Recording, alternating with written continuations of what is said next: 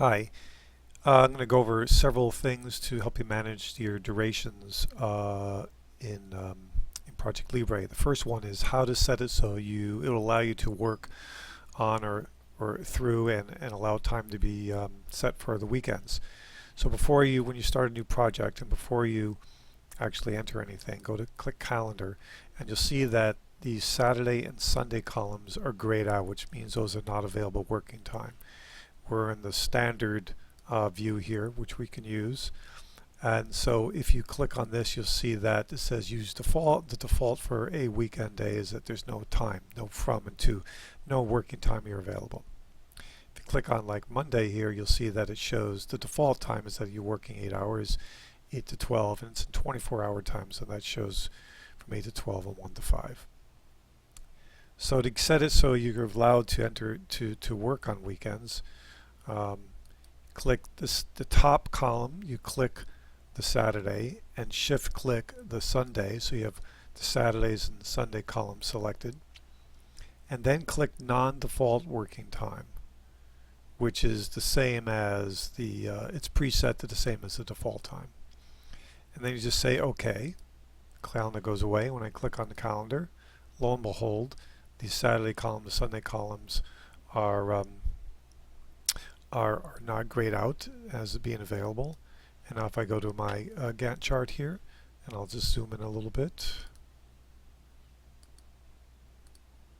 and if let's see, I'll just go right a tiny bit, so Saturday the 6th, and I'll put in task 1, and I'll put a start date of the 6th, and put 1 day, which is fine, and then I click out of there, and I'll start date the 4th. I'm sorry, I'll make this the 6th. That was the end date. 6th, there we go. And you can see that it's actually recorded the time starting on the 6th, and I can end it on the 7th if I wanted by clicking here.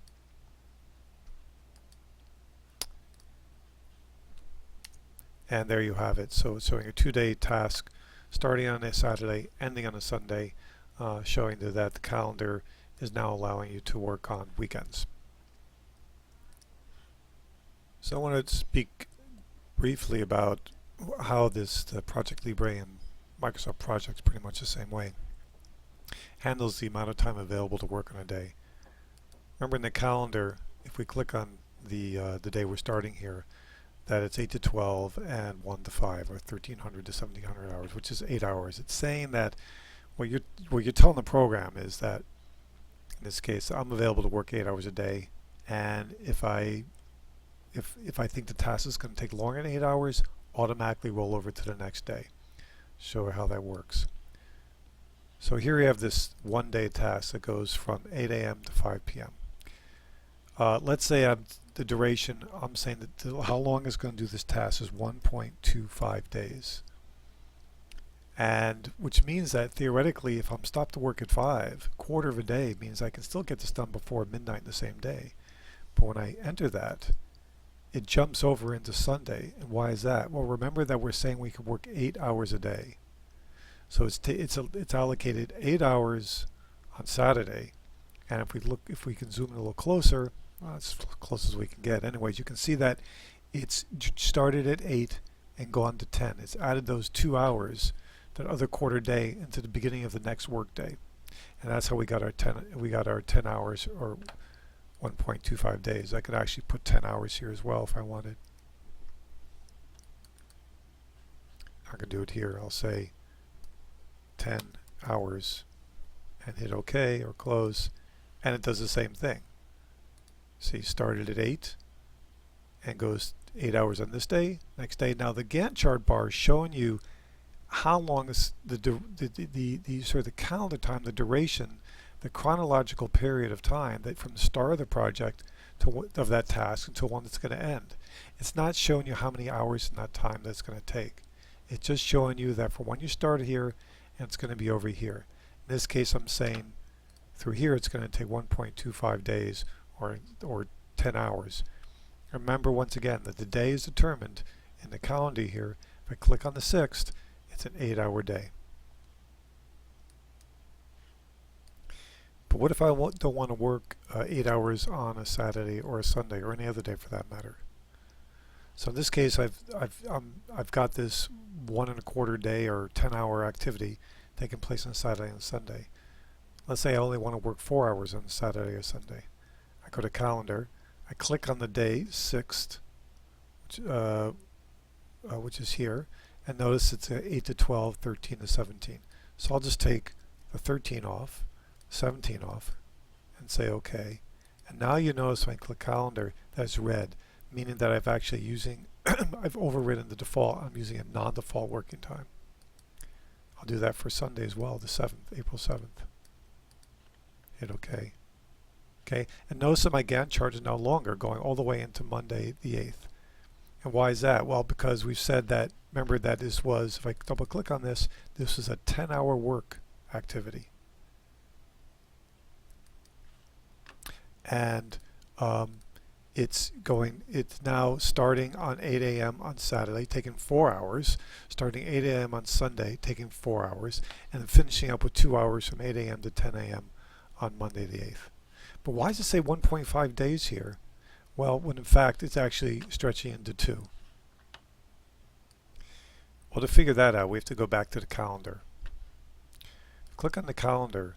There's an options thing which applies to the calendar, which is these settings for duration. These apply only to durations, not for hour time, but to durations in terms of sort of days, over with how many days it's going to occur. So if I put this to 4, hit OK. Now notice it says 2.5 days, which in fact that's the period of time it's going to take. I'm going to start on Saturday, all of Sunday, and probably get this done through half of Monday. So now that duration is correct at 2.5 days. If I double click this, it still says 10 hours, but now the 2.5 days is correct. But now you see the inverse problem of that is that if I do another task which happens during the week, I'll start at task 2 here, and I say that, let's say a 2-day, I'll say it's a 16-hour task starting on, we'll start on the 10th so we can see it there, which is a Wednesday. There it is. So that's showing 8 hours. That's correct. It's showing like 8 hours in one day, 8 hours the next day. We know from the calendar that for those days that I'm available, 8 hours a day. But now it's showing 4-day duration. But that really is confusing. If it's a 4-day duration, you really shouldn't see it starting on the 10th and ending on the 11th. What we really have to do for this program, and it's a bit of a, I don't know if I call it a bug or just a design flaw, is that in your calendar, you have to set your options for your hours per day to really match your default working time. And that way your durations will always match throughout the whole thing. Set it as a default. So let's try that.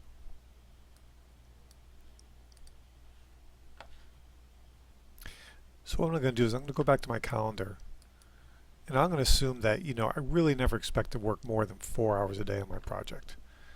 So I'm going to select all these columns for every day of the week, and I'm going to say my default working time is, actually I'm going to say probably be in the evening. Probably not going to work in the morning usually, but it really doesn't matter what time of day it is. The fact is you're allocating a certain number of hours per day.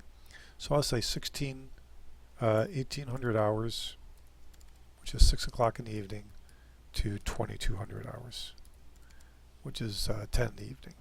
Take these two off. Okay, click in here so it takes, and I'm going to say OK. Hopefully this will work. Let's see. Okay, so come back to my calendar, and now when I click on any of these, all the times say 2200 hours. The next step is to go into, except for actually the date these that I overrode before, I have to go in and change these. I'll just leave them because it's still 4 hours per day. The idea is I would do this before you start, and so you override everything. That way you don't have to worry about these outliers that you overrode before. So set this up before you start. You can always go back in and change the working time per day if you want, on an individual basis. So that's okay there. And the next thing is make sure it says 4 hours per day. Now I did that a few minutes ago, and that's fine right there. So my hours per day for a duration, as far as the calendar, now matches the amount of time I'm saying I'm going to spend per day no matter when I do it, whether it's now or next November.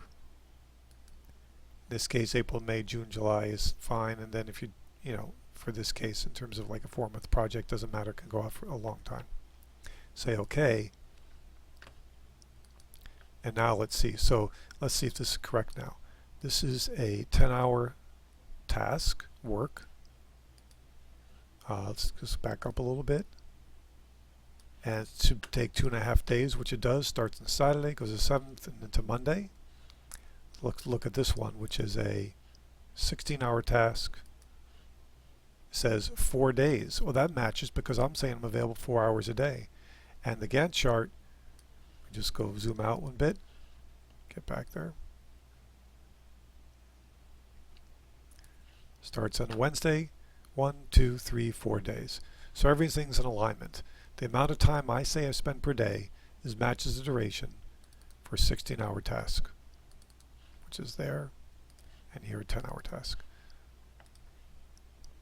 And then you can go out and if I just grab this like this, it adjusts automatically, appropriately going out. And notice that it's, when I got here, it stopped there. If I drag it out here, it's 4 hours per day. It wants me to go beyond my work time, which is 1,800 hours, and there it does it. If I drag it before then, here, let me zoom in a little bit so you see what's happening there. Remember I said that my start time is 1,800 hours? If I grab this and drag it to here, which is 8 in the morning, it bounces back. Because I have to drag it all the way to 1,800 hours here, and there it decides it's good. If I drag it back where it was, and let's say I add 4 hours, which you'd think if I add 4 hours here, make it a 19-hour task.